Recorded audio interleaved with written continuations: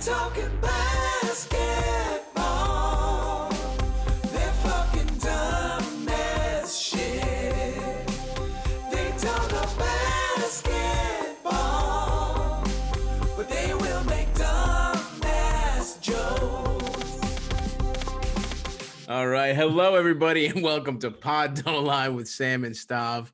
We are here post-Christmas. Sam is fucking having a ball. He's over there using his full Zoom background. He's got Zoom sunglasses on. He's on the beach. You seem to be in a very good mood, Sam. Is there anything in particular you're happy about? I seem to recall guaranteeing the Knicks would take one of two against the Sixers and the Bucks. We lost to the Sixers. It looked bad. I never got nervous for even a second. Julius Randle, I was laughed at.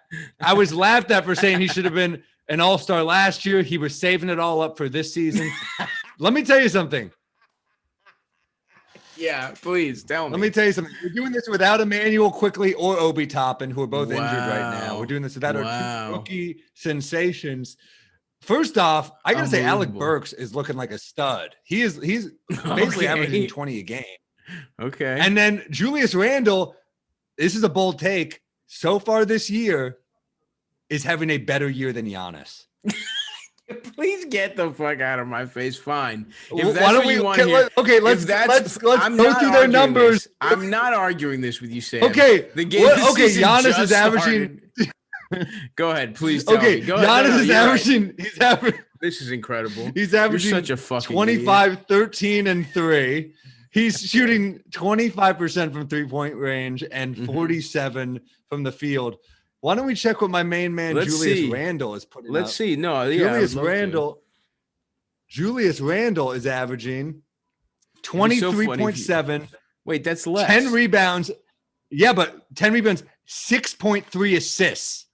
He's a playmaker. And let's find out what's he shooting from 3-point range? 55.6%. On how many attempts, man? On 9 attempts. All right. Okay. He's 5 for 9. He's 5 and from the field, and from the field, he is a 55% shooter. And he's taking taking 47 shots. You couldn't just enjoy this win. You couldn't just say, you know what? I got Stav. Milwaukee looked tired. They slept on the game. The Knicks came out there, shot well from the field, played really fucking. 16 threes. By the 60%. Again, the Knicks shot 60%. Do you want to guess what the Bucks shot from 3? I mean, 18%. They were brutal. So look, it's a Giannis league. Has got to be pissed. I didn't even add the last part. Both teams are currently 1 and 2. So these are the same winning percentages. I'm not saying Julius Randle is a better player than Giannis. I am saying right now shut the fuck up. They are doing similar things to benefit their teams. Julius Randle with a worse supporting cast. Supporting cast.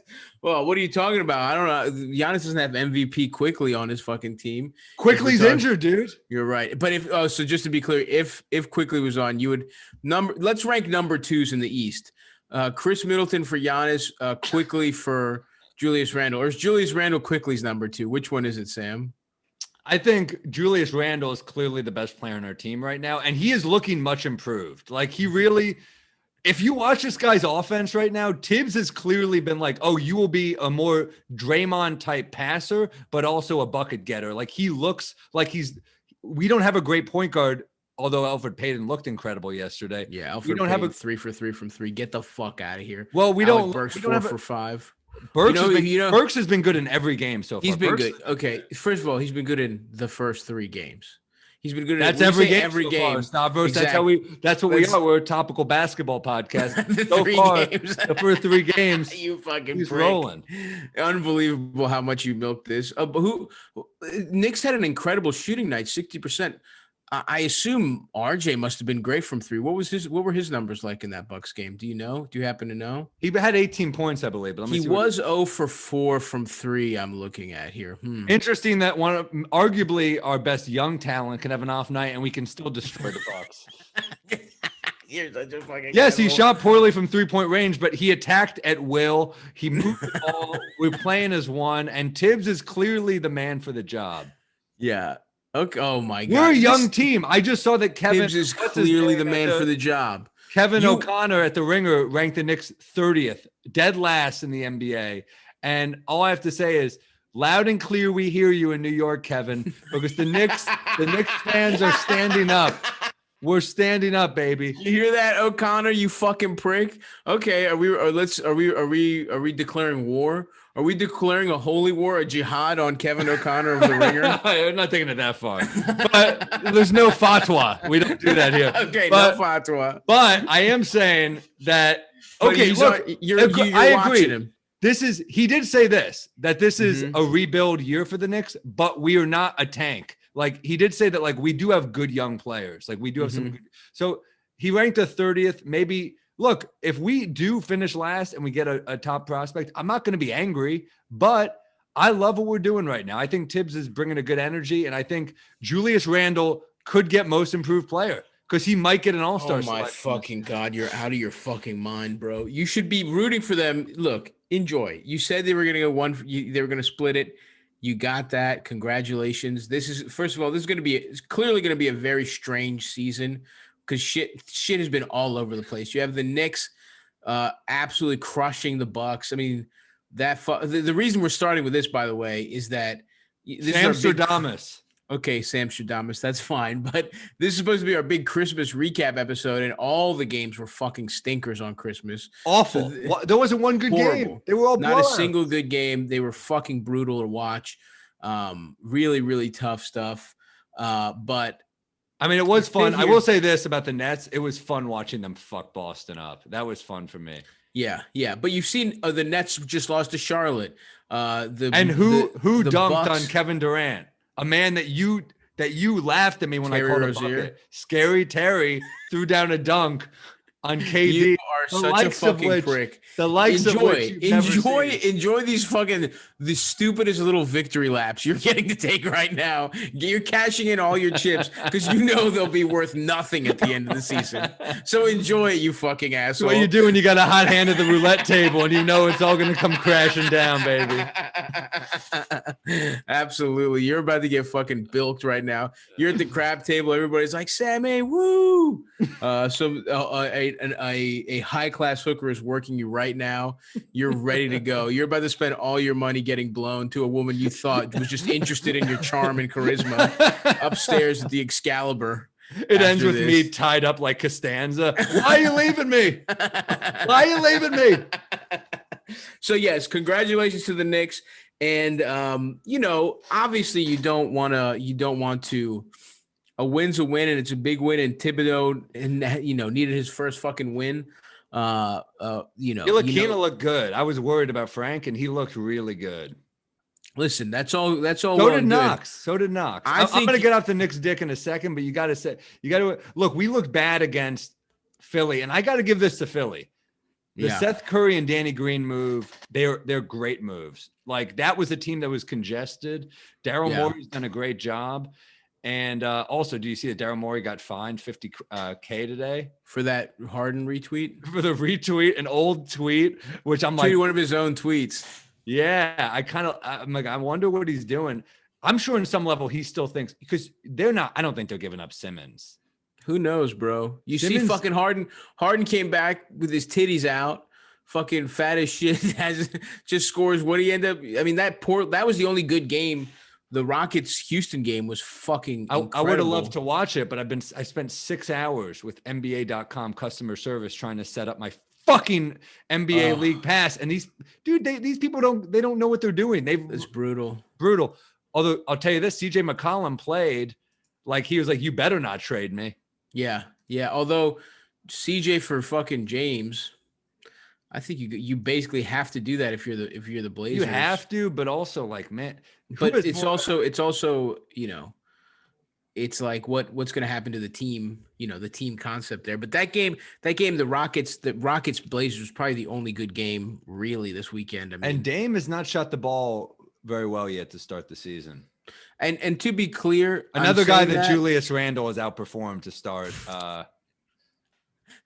I love that your dumbass season. not only you're doubling down on takes that were bad from last year. It's almost like by doing that episode a couple weeks ago, it just reminded you of things to re-believe in. I cannot believe how much you were supporting the Julius Randle administration right now. Julius Randle's contract right now is looking good. You better believe that. Dude, all right, I'm watching these games. I'm telling you, his shot looks much improved. What do you need, Julius? You're a fucking dumbass for wanting the Knicks to win it all. No, I don't want us to win it all because we're not going to win it all. But Julius Randle is now a piece that I'm like, oh, this guy is a part of a winning team. You're thinking about trading him. No, I don't even know if we have to trade him. I think he is clearly a guy that could be part of our future. He is a point forward. I didn't see this before. I see it now. Tibbs is unleashed. The playmaker in Julius Randle. This guy's corner. How many times did he did Julius Randle shake and destroy your fucking precious Greek freak? Giannis looking helpless. Giannis looking like, oh, Giannis had himself a nice he had Christmas with his family the day after. Yeah. He's fucking chock full of baklava. He doesn't give a fuck about his little brother tried to fight my man Ignas Brazdeikis. That's right. You see that shit? I'm like, oh, get out of my face, dude. Oh, hell no, fuck dude. your stupid Polak. Like I give a fuck. You dare. you bite your tongue. We'll be shoving fucking pierogies up his ass in no time if he keeps running his mouth. All right. There's a bunch of Didacumbo brothers nobody even fucking knows about yet. That are ready to spring. You got to admit, shadows. if you're Giannis and you're looking around and you're like, oh, we're playing to win now and we don't have draft picks, like I might have fucked myself. He's not thinking that way though, dude. He's just he wants to be in Milwaukee. I mean, yes, if he was thinking about that, he wouldn't have signed again. He's like, I'm going to win. I'm going to be the best player. I'm going to be the reason. They're the third team in the East right now. They're the third team. They might not beat the Sixers are going to be a tough matchup for them. They might be the fourth best team in the East right now. Get the fuck out of here. They're not beating Miami. Yes, they are. Come on. They didn't last year.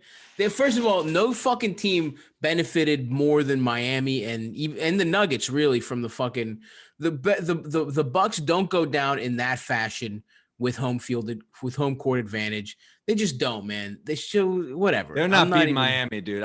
You're gonna bet on your fucking man, Mike the Cuck Budenholzer to take down. That's the toughest. That is absolutely. If this was a who's made more women come contest, I'm not taking Budenholzer. And you know what? It's in a basketball game. I'm not taking just Budenholzer in that matchup. That's a clear L. But to come out here because they're 1-3 and 1-2, you're 1-2, whatever it is. They only beat the Warriors. And they lost a buzzer beater to the Celtics. Well, bullshit buzzer beater that banked off the fucking. But yeah, I do believe that it is a big addition, Drew Holiday. I think it fits better. We've talked about it over and over again. They don't have a natural like point guard. They don't have the point guard style point guard, but just by having a third guy in there, and you know what, they have to mesh a little bit. And it'll take a minute. I'm taking Miami up on the Bucks. I'm taking, even with Dinwiddie out, horrible. Prayers up to Spencer Dinwiddie. Yeah, that sucks. Unbelievably. Dinwiddie, by the way, it's for everyone who doesn't know, partially tore his ACL, which sucks. Awful. But it was a contact injury, which really, I mean, it sucks. He got hit that hard. It split, it tore it, but it's a little bit better in theory than a non-contact ACL tear because that means there's no structural damage. It's just the actual like fucking whatever ligament or whatever the fuck it is has to heal, but it's not like, it's not as bad as when a non-contact injury just means something really fucked up in your joint or your tendon muscle, whatever the fuck it is. But partially torn still means a year to recover, apparently. Yeah, it's just one that you are going to recover from. Probably you have a better probability of. I didn't know that it's a full year. I did not know that. And I'm sure some people have played with partially torn ACLs, but this hurts them, dude. I mean, that's a big L. I mean, I feel bad for him. He's a great player. Yeah, he's out for the season. Jesus fucking Christ. You know who's looked excellent for them is and he's a free agent at the end of this year. And he's representing himself. So tough situation. Yeah. He was with, I believe, is it Clutch who represents KD and Kyrie? He had the same agent as them. No. No, he's not with Clutch. No, He they're was- not with Clutch. He They're was with with, whoever they had. Doesn't KD's guy have his own thing? Rich Paul. No, not Rich Paul. Rich Paul's LeBron's guy. The fucking Rich the fuck is that Kleiman. guy's? Rich Kleinman. That's Yeah, it. I don't know. Dinwiddie's a weird dude for sure, but also next season's a time I'd like to be a free agent, especially with Dinwiddie's skill set. Nobody's out there, bro. So he'll be fine. I would I pay think- him. I wouldn't pay him like a huge money, but I'd pay him. I love Dinwiddie's Yeah. game. Oh yeah. Fucking bring him to the Knicks for sure. And he's kind of like a positionless guard. He can get people involved. He can shoot the three. He's a Hey, high big IQ guy, He's 6'5". He's trolled the Knicks for years, but I would happily, wash away my that God. anger to sign. Wow, you would find it in your heart to have a fucking a decent point guard finally for once since Well, first God off, knows when. you haven't seen shit until Emmanuel Quickly's on the court. I'm fucking hyped for this kid, man. I'm high up on. What's this his kid. injury, Sam? Tell us. Tell the people. I don't even know. I know that Toppin is out. I think it's a day-to-day thing. I don't think it's big. Okay, Toppin thank has God. it's some flexibility thing. It's a Yeah. calf, I think. You can Quickly, tell that I don't motherfucker looks stiffer than my prick. He really is, dude. That guy is fucking upright. Yeah, he's got to do. He's got Joe Johnson's got to take that motherfucker to yoga. Absolutely. Remember when have you seen Joe Johnson's body? He looks Yeah. insane. He's unbelievable, dude. He is a Yeah. handsome retired. That's a guy. basketball player. That's a guy that we want to talk about who's really getting pussy. yeah. To be able to be like, he's what, almost 40, to be handsome as shit, to be rich as fuck, to be ripped. I mean, that's a fucking, that's a total package. I remember he got 120 from, or maybe it was 100. It was a huge, it was a max deal from the Hawks. Huge from I the was just Hawks. like, Yeah. Oh, you'll never win. Yeah. Who I cares? love him. He ain't the number one guy, but He's paid, bro. this ain't the he's big three. You ain't winning Yeah. with Joe Johnson as your number one guy in the NBA. Yeah, for sure. But he was clutch as fuck, and he was He was ISO great. Joe. ISO Joe, baby. And you know what? That man's got to, because the thing is, like, you women don't value youth the way men do. So it's like he's more attractive because he's like a 40-year-old, like, ripped guy. You know what I mean? Like, he's on his daddy shit. That man comes through in a fucking suit. Come on, you're not sucking him off. That's his Yes, new you nickname. are. It's not ISO Joe. It's Daddy Joe, dude. Daddy Joe. You Daddy heard it here Joe. first. Pod don't You lie, heard it Daddy here Joe. first. Daddy Joe. So yeah, dude. Congratulations. The Knicks are 1-2. Eat my words. Let's talk about another Sam Morril favorite. Why don't we talk about your friend? Your who's your favorite player? Would you say in the Western Conference? Marcus Morris. Okay, Marcus. How about second favorite? You know I mean, look, those are my number favorites, but I do love, I love Kelly Oubre. And Kelly he's playing- Oubre. he's How's playing he like doing? dog shit. Well, look, the Warriors. It's are more just than he's looking playing bad. like dog shit. Listen to this stat. Kelly Oubre Jr. is 0-31 on non-dunk attempts this season. I got this. I got a secret to how they can get past this. You ready? Okay, yes. This motherfucker's got to dunk it every time. This Smart. motherfucker's got to turn into Shaq. I want Kelly Yeah. Oubre to post people up. He's got the body type for it for sure. Dude, he's got that fucking delicate frame, but he's still tough. You know Oubre could fight. This is just between Joe Johnson and Kelly Oubre. This is a podcast about men we want to have sex with. No, Kelly Oubre is playing horribly. He's got to get it together. And The Warriors look like dog shit. So let's talk about. This is one of those seasons. So I was trashing one of my buddy Dory, who's a diehard Warriors fan. Our producer, Hard Dick Harry, is a diehard Warriors HDH. fan. We have a lot of people who are big Warriors fans. I have trolled that I think Dame might be a better player than Steph. I mean, you switch scenarios. true. I think. Have you it's seen debatable. Steph ever drag them to the 8th seed?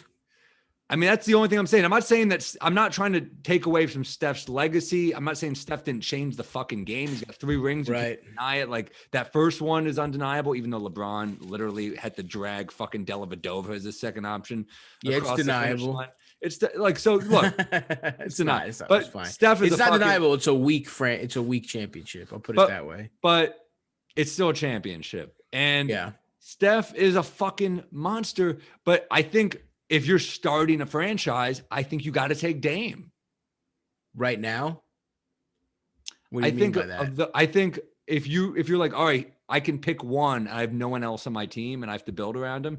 I think you got to take Dame. And that's particularly that's an interesting take because you can't even argue about the body type on that one. Like, for example, you could easily make the argument that this would never happen to James Harden, right? Like, it doesn't matter who's on James Harden's team, that guy's going to be on a good offense.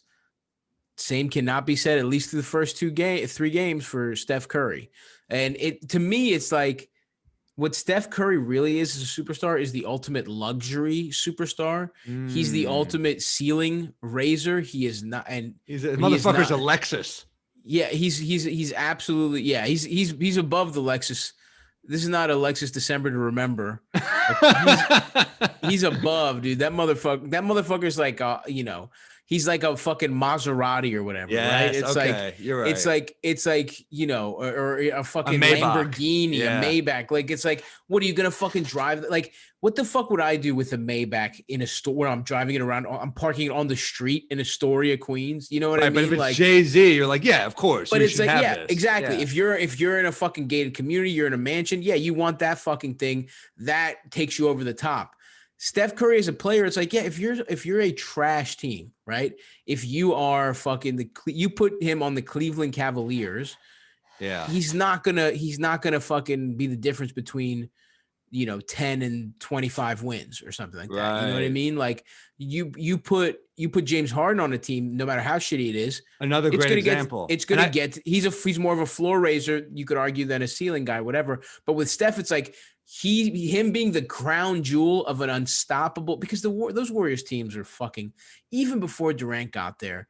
Well, Clay also and Draymond, you can argue, bring out the best in Steph, right? His entire basketball situation. And listen, I don't want to take anything away from Steph. He also, could, if he didn't work as hard, maybe his career. I mean, let's not forget, he's on a cheap deal. Part of the reason this team is possible is because Steph Curry was not thought of this way early on in his career, was thought of as very injury prone, didn't really show this kind of spark. It was him or Monte. It was a legitimate debate. Who do you keep? Yeah, Monte and he worked or Steph Curry. Totally. And he worked really hard to be undeniable. You don't become the best shooter of all time by being lazy, and you don't become the best, you don't turn which he did is he transformed his body to not have the joint issues that he used to do. Totally. And so it's like, he's worked really fucking hard, but the reality is his entire basketball situation has been pretty fucking complimentary towards him, in a way that now we see Steph Curry and no shooting. That offense is fucking and look, your boy Oubre and Andrew Wiggins are not doing him any fucking favors. I predicted they would both be better than this, and I have to give myself a Samstrodamus slap on the hand. Fuck you, wow. Oh, this is like when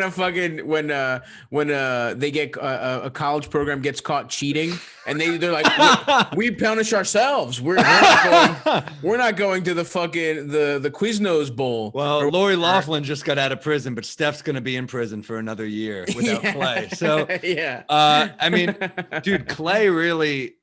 You're right. He has been in the most luxurious situation. Draymond also, people sleep on this guy, dude. One of the best defensive players of the last fucking 5 or 6 years. One of the smartest players of all time. Honestly. And also, when you have a tough guy who's willing to fucking fight for you and protect you on picks and get you in perfect situations. And 100%. Same goes for fucking Klay Thompson, who is an unbelievable shooter and a great defender as well. So you're right. They covered up Steph's weaknesses on defense. Steph, to his credit, much improved defender and a decent team defender. So yeah, not horrible. But I just said, like, the two guys I brought up to my friend were, okay, I'm talking about Kyrie Irving and Dame Lillard. Like, Kyrie is another guy. You put Steph in that situation, they switch places. I wonder what happens. That's all I'm saying. Well, I think a lot of people, this is going to sound fucking horrible. Bring it on, baby. A lot of people could have done, you're right. A lot of people, if you just put them in Steph's situation, would they have had a unanimous MVP season? Maybe not. Maybe that's the difference. I think Steph in that situation probably did better than those guys could have possibly done. Well, that first year when he got disrespected and not put on the All-Star team, and he rolls out and just starts dropping 50 like in his sleep. Yeah. Like that was what he was capable of. And I don't know if maybe that part of him is not. We'll see if that part of him is still alive this year, because this is the year to unleash that shit. I start to have a little bit of a problem when we're talking about Kyrie. in saying like you could just swap him out because I'm not saying that. No. I know. I'm just saying I'm curious what would happen. I think Steph is definitely more versatile. He's a more malleable piece than Kyrie, who really and needs Steph, the right again, situation. And here's another thing. Again, to his credit, works harder off the ball than Dame Lillard does. No works question. harder off the ball than Harden ever will. But that's maybe what we're saying is that those guys, like you put Dame in his current situation, Steph's current situation, Dame probably would do better because he puts all of his effort into iso ball. Dame is never going to be a run off the screens guy. I mean, he's just not. No. Steph not in also, any kind of real it's funny, way. I brought up Kyrie. I think Steph does better with that Celtics team than Kyrie did. So, I mean, like, there are differences, I think. And I don't want to disrespect Steph because I do think he's great. No, that's a very good point. That's a very good point about that. I'm grateful team. for what he's done for the NBA. I mean, he has changed the NBA in an exciting way. I mean, the small ball thing, you have to credit the Warriors a lot because obviously the Phoenix Suns and teams before them, but the Warriors and the Rockets really turned this into a shooting league. The Warriors more so. Yeah, for sure. But having said all that, he's proving to be absolute dog shit. And I think our point is, you put most of the point guards in this league in Steph's position, they would have won a couple championships too, and they would have had the exact same amount of finals MVPs as him. I'll tell you that much. Damn, I knew it was going there, dude. So I think we can all agree Steph Curry is a replacement level point guard. I said the other night, I'm not doing quickly for Steph straight up. I'm not. Age is a factor. Contract size is a factor. I love it, dude. Steph is incredible, and you know. But as who's taking that 8 seed? Because I don't feel good about them in the 8 seed anymore. If they can't, I might have to go back on that. And so do you. I'm guessing. Do you see them in the playoffs? I think the team. I don't think. Did I have him in the 8 seed? Or did we both had him in the play-in. No, we both had him in the 8 seed. I mean, if you're okay, this sets up a really nice situation where, by rooting for the Timberwolves, you are rooting for Karl Anthony Towns to come back from suffering devastating loss. At the same time, you're double rooting against the Warriors because they're going to be an issue. Like, they're probably in that same clump of teams from like 7 to 11 that are going to be fighting for the play-in tournament. The Wolves are a rival to the Warriors, so they could just beat them straight up in the standings. But the better the Warriors also have the Wolves first round pick as part of the Andrew Wiggins deal. Absolutely. Yeah. So by rooting for the Wolves to do better, you're rooting for them to beat the Wolves or the Warriors straight up in the standings, and also to make that draft pick. The Warriors are getting shittier, and you're rooting for Karl Anthony Towns. I think we have to officially make the Wolves. If you have no rooting interest in a game and you're just watching a game, I think Pod Don't Lie has to officially make the Wolves one of our default teams to root for, because of the opportunity it presents to double root against the Warriors. Well, okay, but how about this? I'm throwing 2 more at you, and I love the T-Wolves, what they're doing. I'm enjoying. Okay. 2 other teams that we kind of had maybe in there and now have a possibility, with the Warriors not looking like they could solidify this. You brought up the Spurs. I'm not sure about the Spurs. I like the Spurs because of institutional, strength. Sure. A white man talking about institutional strength. No, but I love Kings, it. The Sacramento Kings are one and the Pelicans are the other one, now that I'm thinking. You never know. Yeah, the Pels look good. The Pels look good, and the Brandon Pels look Ingram. like they're playing for right now. There's no future bullshit. I mean, they're playing Zion Zion's playing a shitload of minutes, which is good. And I think that's the kind of fucking guy you're going to get out of Stan. Stan's not going to baby anyone. And I think his thought process is like, well, now's the best time to let that motherfucker learn how to play, 35 minutes a game. Yeah, and you got Brandon Ingram, Western Conference Player of the Week, looking very good. And by the way, Sabonis, Eastern Conference Player of the Week. Yeah, let's talk. We're kind of bearing the lead here. Here are the fucking 4 undefeated teams, or I guess 5 technically, but one only has 1 win. But you wouldn't suspect any of them. Here are the teams left after not even 1 full week. Number 1, the tied at first place is the Cleveland Cavaliers, the Orlando Magic, and the Indiana Pacers with 3 wins, no losses. The Atlanta Hawks have 2 wins, and the Oklahoma City Thunder are 1-0 after a nice I win. saw that. After a nice win where Shea played like a hard Game winner. savage, hit the game winner over Charlotte. He might be the most improved player. Yeah, he's definitely a very. He's going to put up points, no, because he's going to have he's their number 1 scoring option. He's their lead guard, and he's probably their best player. I mean, it depends what you think of. I guess Al Horford, who really is not playing. Al Horford is not on Gilgeous Alexander's level right now. Come on. Shea's only been in the league 2 years. It's his 3rd year, and this is going to be a big year for him. I mean, he averaged.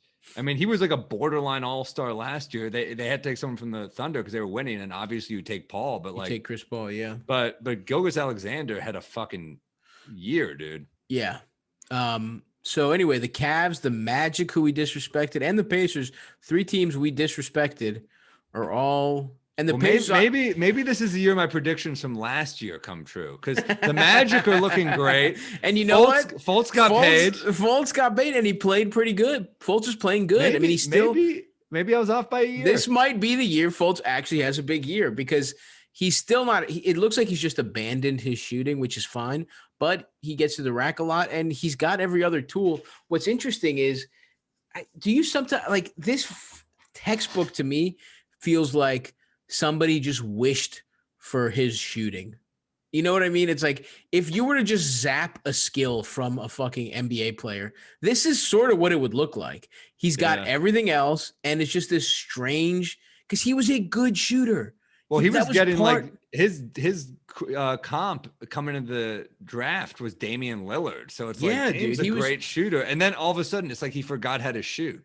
It's like he purely – do you ever think that sometimes? Like, would I steal that trait from that person? You know what I mean? Like, do you ever think like if I could, and then you ponder the ethics of it because you're like, well, what if I take shooting from like, like that guy who's like lethal shooter on Instagram. If I take that man's ability to shoot, that guy rules, right? But if I take that man's ability to shoot and I'm just using it to be awesome at pickup games, and this man can't earn a living anymore, you know what I mean?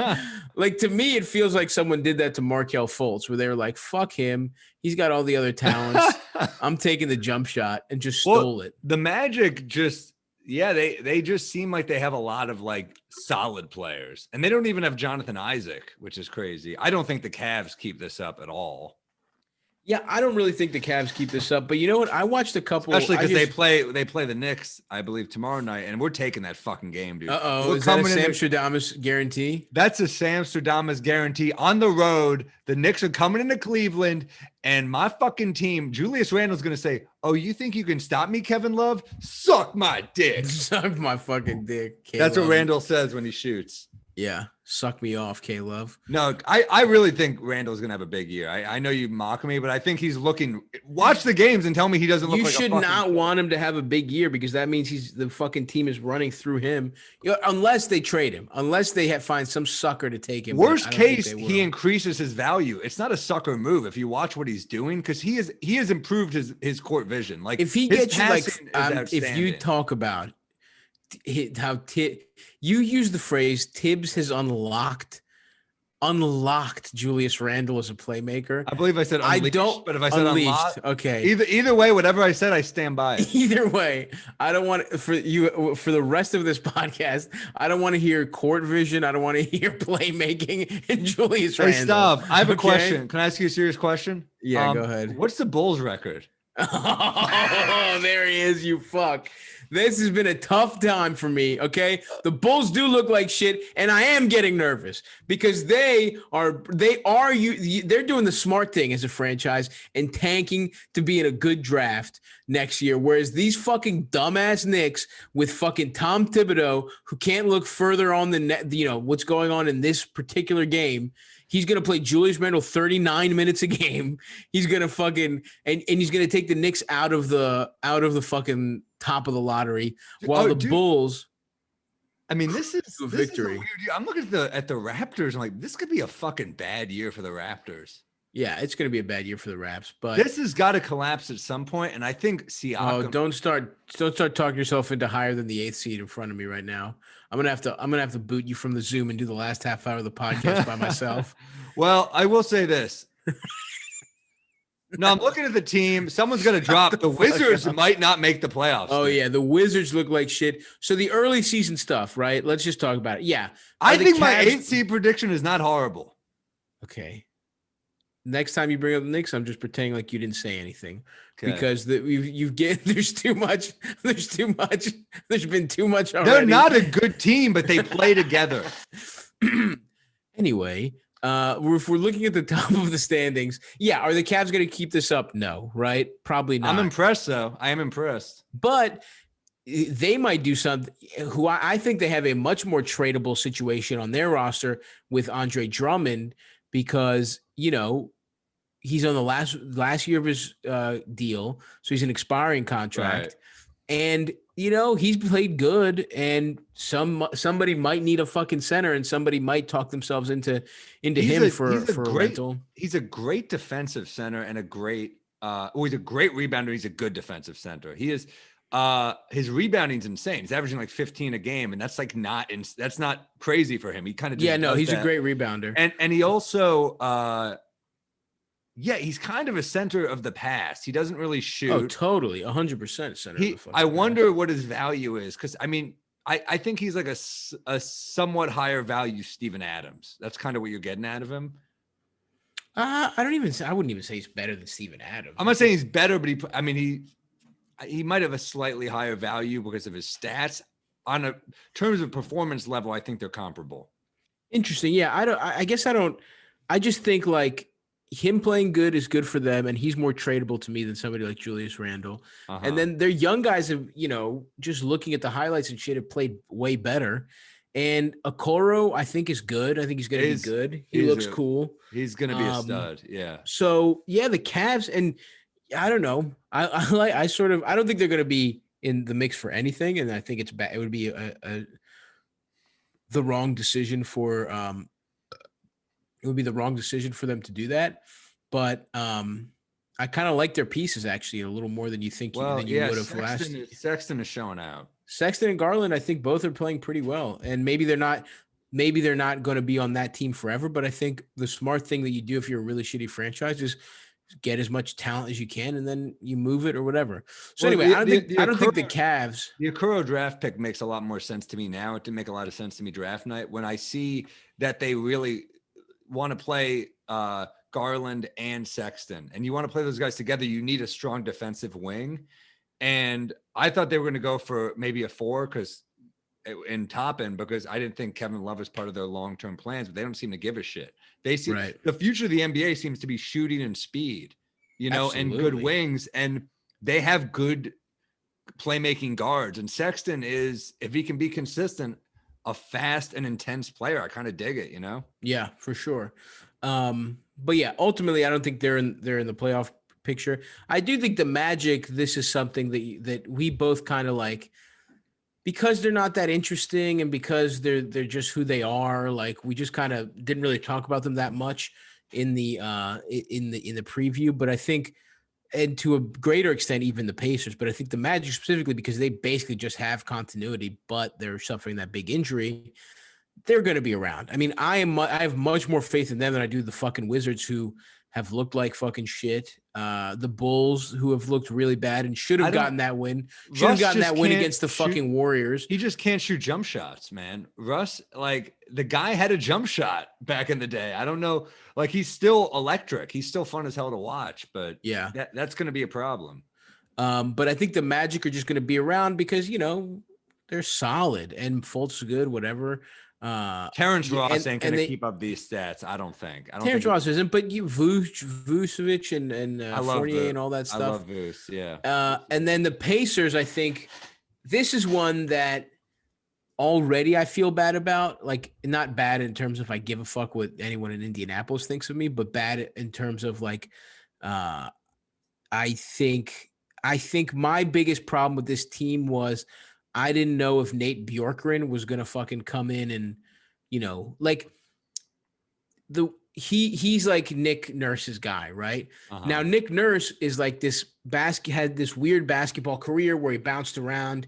He was in England. He was D League. He was just all over the place, coaching wherever the fuck he could find. But he had organizational buy-in because he was already on the Raptor staff, right?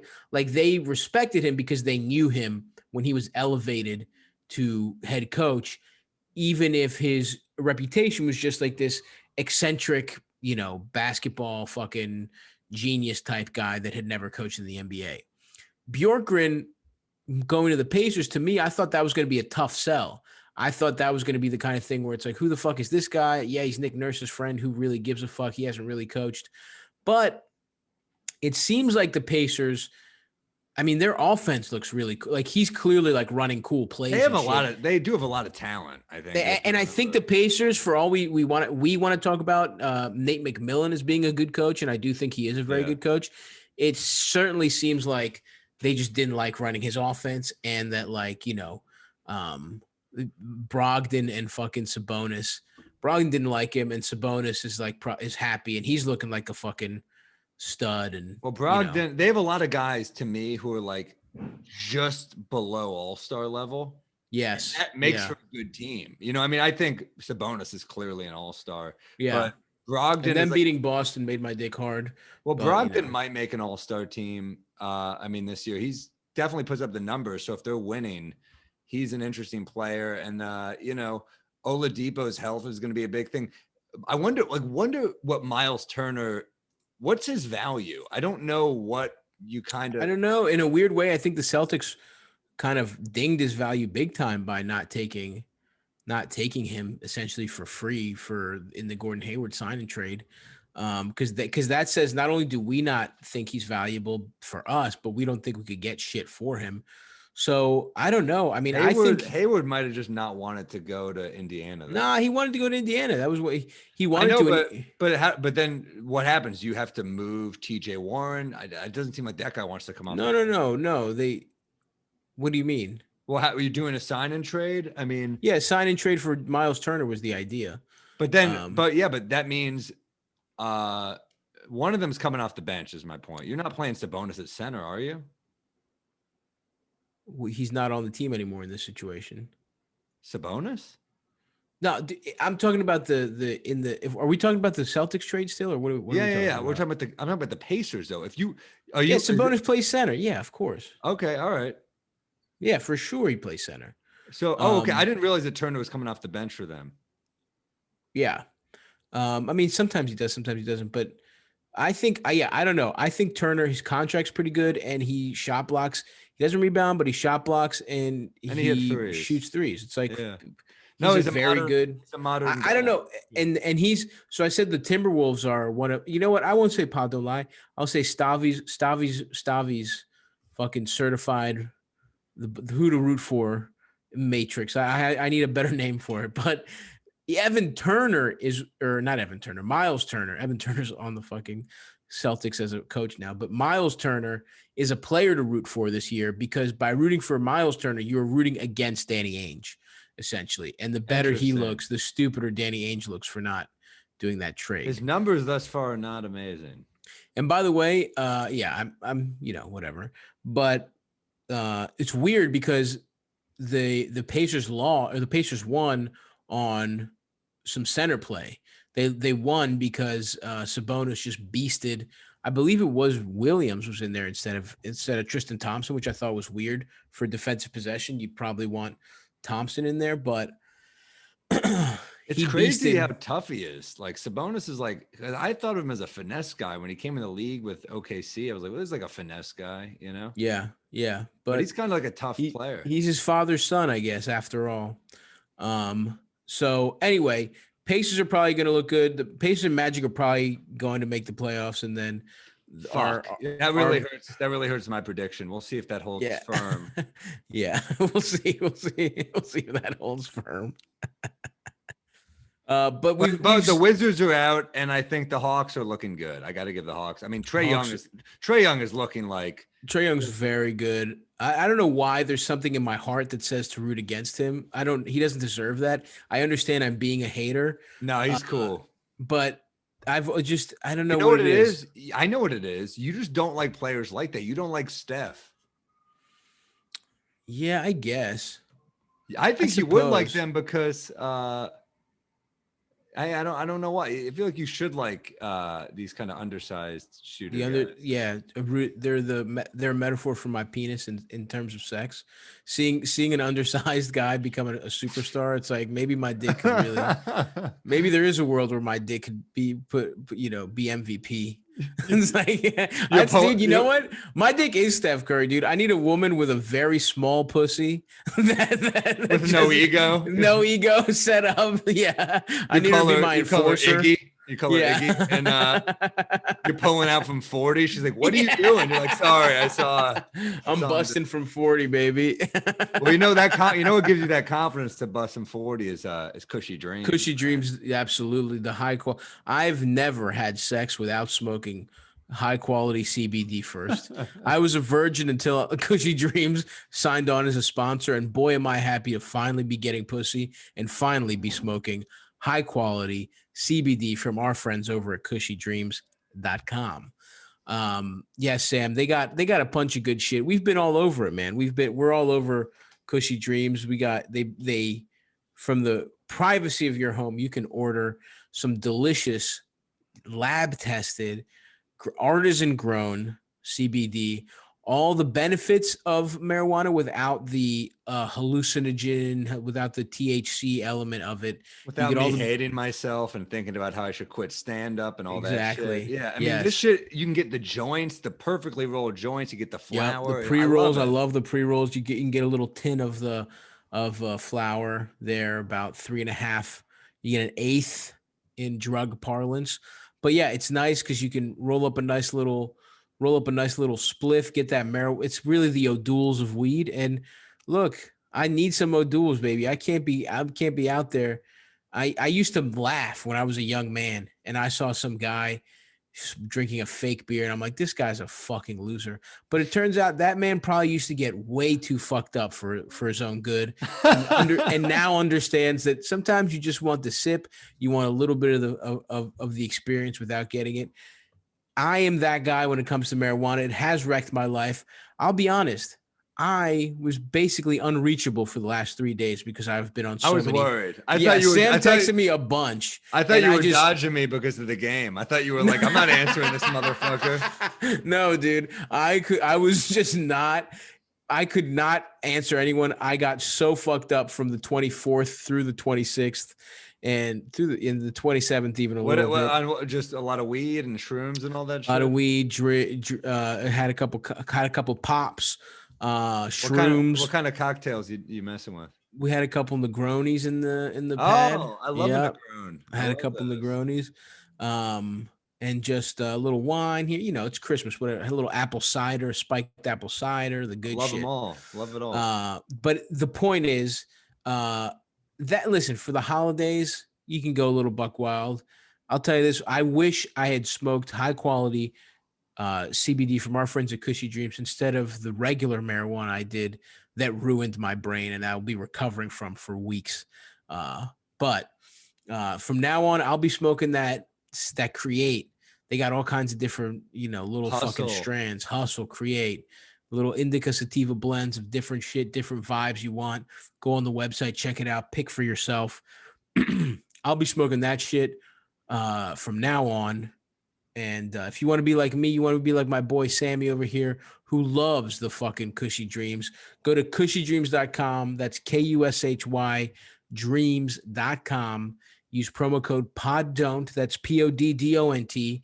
And you'll get 20% off your first order. So go ahead and fuck around and do that for us. What do you say there, Chief? But yeah, dude, I was wildly fucked up this weekend, this whole holiday, me and my fucking boys. So Christmas was great because we just, I told you all the food we were going to have. We ended up making even more somehow. Oh, I love that. It's just, I did a big Chinese food day. Love that. I watched the game. The game sucked. That's the problem. The games, it was a tough, I didn't even watch most of it. I watched Giannis and the Warriors, but that was even a blowout. And we were hosting, so it's like kind of a tough sell to put on basketball games that are blowouts when it's like, just some of your friends who aren't even that into basketball. It's like I was like, all right, I need these games to be good for me to be able to watch them live, and the NBA backstabbed me, so I ended up just getting very fucking high, and I don't even know what we watched. I think it was just like a Yule log, a YouTube video with Christmas music in the background. But so my friend brings this fucking blunt that is just a huge fat blunt that looks like a cigar. It's cigar sized, and the outside is completely covered in like keef, in like the fucking crystallized THC. So this thing, his dealer was like, hit this once and then take a break. and then dude, why is it that big? Dude, let me tell you something. We did not exactly take a break. Yeah, but why make something that big if you can only take one hit? Make a small joint. Dude, it's because they know what it's one of those things where even the drug dealer is covering his bases, but we fucking pushed that bad boy to the limit. We were fucking sleep. Me and my friend are just like fucking cuddling, falling asleep on our couch while his girlfriend is just like, I told you to pace yourself. She was like, no. He was a sober person there? No one was sober, but people were more sober than me and my boy. But it was still a great Christmas. And then the next day, me and the squad, me and the fellas, took a bunch of mushrooms and watched the last 3 episodes of The Mandalorian. Me and my brothers what we were doing was taking hallucinogenics and then going to see Star Wars. There wasn't a Star Wars movie out, so we made do. And then we also watched Tenet on mushrooms, which... How's that? Well, on mushrooms, it was pretty good, but impossible to understand what was going on. I hate that shit. I hate when people are like, I had to watch it 4 times to get it. Well, that's a fucking bad movie. Yeah, no, it was the kind of thing where, like, I like to watch shitty action movie, or not shitty action movies, but shitty, like, sci-fi stuff on mushrooms, because it's like the new Star Wars. I love those movies because I've never seen them not on mushrooms, right? It's a great experience. Tenet was not that. Tenet was like confusing, and it wasn't like the special effects were that good, and it was just a really strange thing. But the Tenet trailer when I was on mushrooms last year for Star Wars was incredible. So we were like, fuck it, let's do it. Yeah. So anyway, I've never seen a second of Tenet, whether it's the trailer or the movie, not on psilocybin mushrooms. It's such a weird pitch to fucking to have these big budget movies that are not in the theater. Oh yeah. Well, it's just like, I'm like, yeah, I don't want to watch Wonder Woman in a fucking theater. You think I want to watch it on my TV? Like, I don't fucking give a shit. It looks horrible. Looks like dog shit. It looks so bad. Yeah. I heard the first one is good, but this one looks like absolute dog shit. Yeah, I bet it's not even good. I bet it's just like that Marvel good, like acceptable. Everyone's telling me that Soul is the shit. Everyone's loving that. That's what I see. That's what I see too. I haven't seen it. I pitched it a couple times. No one was interested in watching. I'm seeing it from a wide range of people I follow on Twitter. It's like from Birbiglia to Luis Gomez. I'm like, all right, it passes the test. Yeah. from all over there. So all over the spectrum. No, but Norman loves it. Everyone fucking loves it. So I'm like, maybe I should give it a go. I'm gonna give it a shot for sure sometime soon here. But yeah. Pixar doesn't fuck around, dude. Pixar's like, it's like the Spurs and like the in the aughts where you're just like, oh, they're fucking in the mix. They're peeling off hit after hit. Yeah. But yeah, I mean, we needed some other shit to watch because the Christmas Day basketball was brutal. Brutal. I was doing a lot of 2K, man, getting my fucking shit ready for your camp. I gotta fucking set the office up. We're getting closer. It was my brother was staying here until today, but we're getting that. Stavi and I are gonna get some YouTube games going. Me versus Stavi. Absolutely. Creating our franchises. I don't know who. I'd like to be the sir. Knicks, obviously. You be, I don't know, the Bucks, the Heat, whoever the fuck you think you gotta be. Who knows? That's tough. I don't have a team. Man, how about Duncan Robinson on Christmas Day? That motherfucker was shooting. he was the first half. Then he missed all his. He ended up just with 7. He had all 7 in the first half. I know, but that's all they needed. They won the game. Yeah, that was a good game for him. But there's some fun games coming up also. We've got, like you said, Knicks Cleveland. I got a fucking Toronto, Philly. Hey, Cleveland, I got a fucking little something for you. Cleveland doesn't rock. Suck it. Oh, suck it, bitch. No, I like Cleveland. What but happened? I How did we get this long? How do we wait this long to not make fun of the fucking Clippers for getting their ass cheeks? Oh my God. What the fuck happened? Smoked. No Kawhi. Smoked. Without Kawhi, it's like PG, you ain't the fucking guy. It turns out. Down 50 at the half. You don't score 30 points.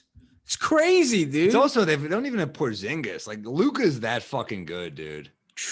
That's an embarrassment. Is Luka top 5 right now? Yeah, probably. I mean, especially in terms of like when you start talking about who you want to start a franchise with, it's either him or Giannis. You know what I mean? It's like for sure. I mean, for youth wise, I don't think you can take Giannis over him starting it, dude. I think you absolutely could. Giannis is 26 and has 2 MVPs. I'm fucking so tired of this disrespect that he's getting right now. 2 MVPs. Who do you want in the fourth quarter? You start a franchise with him that he puts together your whole fucking team. All right, fine. It's one of them too. I'm sorry. I don't want to fight MVPs. with you. He's had 2 fucking MVPs. What has that Serbian cocksucker done yet? All right, he puts up some Slovenia, motherfucker. Slovenia, whatever. All those fucking Slavic cocksuckers. Fuck them. How about all right, fine. Start a franchise with. I'll give it. It's those 2. In whatever order you seek.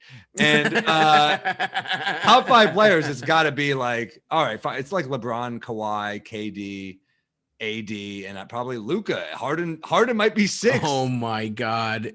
Are you fucking trolling me right now?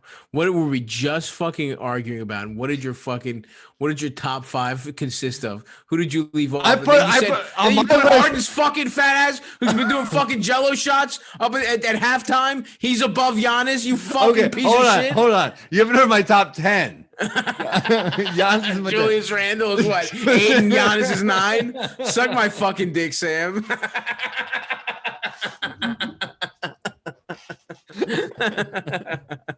You fucking asshole. Julius. Everyone's doing the J's. Julius. The way LJ used to do the L, we're gonna do the J now. We're gonna start doing the J's. Anyway, I'm all over Julius Randle's dick after this fucking start. He's looking absolutely like are, and I can't wait. I can't wait. This is all great. This is all great stuff, Sammy. Let's look forward to some fun matchups. Tomorrow, the TNT 7:30 game. Tuesday is Milwaukee at Miami. It's going to be a good one. You think that's a must win? It's a must win for the Bucks. You don't want to go 1-3.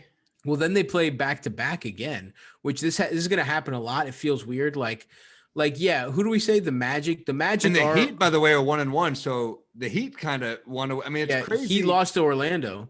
There's been a lot. Here's the thing. This is going to be a fucking weird season. Yeah. Like you're going to get shit like this a lot. I mean, as much as we want to shit on the Clippers, it's right after Christmas. There's a lot of traveling going on. It's just like Kawhi didn't even play. Kawhi didn't play. You have shit. A lot of shit's weird. That being said, that they're still better than getting fucked up like that. You can't let that happen. You can't let that happen. That's insane, man.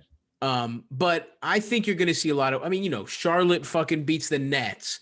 Orlando beats the Heat. I mean, you just are going to see this weird stuff. Even Sacramento. Terry Rozier dunks on Kevin Durant. The fucking Scary Terry in the house. That's not exactly a dunked on situation, in my opinion. He went for it. Yeah, but I don't know. Yeah, look, I mean, dude, you're right. There are going to be some weird ass wins. I mean, I pray there aren't more injuries like Dinwiddie, because like that's what we saw in the bubble, like short off season, not a training camp.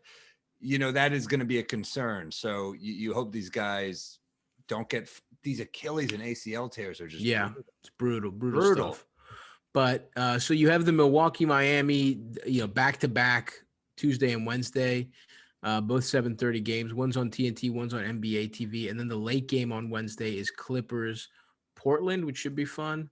And then Thursday, not a lot of great stuff. Phoenix, Utah, I guess. I do want to say this before we get too far away from this. Currently, the Knicks are in a 4-way tie for the 8th seed. So, okay. I do want. This is 1 week that we're going to count how many weeks your prediction is correct. And you know what? You get 1 week. How about that, Sam? All right. All right. You get one fucking week, you prick. So anyway, that's the fucking beginning of the season. We've had some weird stuff happen. We've had some interesting stuff happen.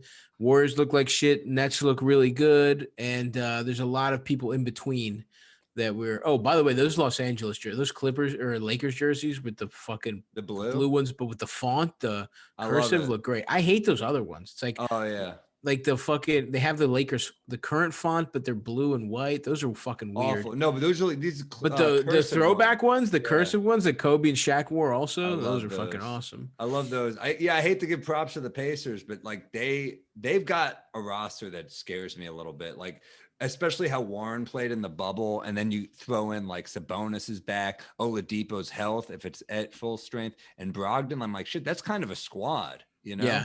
Yeah. And again, Nate Bjorkgren, if he's going to be a good coach, they're going to be a good team. That was some of my trepidation was just like about, is the coaching going to work out? So anyway, still very early. Who knows what the fuck is going to happen? I mean, I remember there's always a team that's kind of like Orlando has been really good to start a lot of seasons and then faded away. It's happened a couple times. Oh, one thing we didn't even mention, the fucking Nuggets, dude. Yeah. They look like shit. Murray looks inconsistent. I mean, I know this is only 2 games, but like, yeah, I can't. I mean, they look like I don't know. I can't say either way with that. I mean, that's the thing. Back. I mean, they're a good enough you team. You can't really say shit for the truth is you can't really say shit for like 3 weeks. Let's be honest. I mean, that's when you can actually start kind of making judgments here. And the Kings, I mean, they lost that weird one. The Nuggets lost that weird one to the Kings and then came back and won. They're playing that other back-to-back thing again. So, whatever. Again, it's just been fun to get these games back, and hopefully next, we got some marquee matchups coming up soon. But anyway, folks, we'll be back. We'll be back with a recap on what we've seen.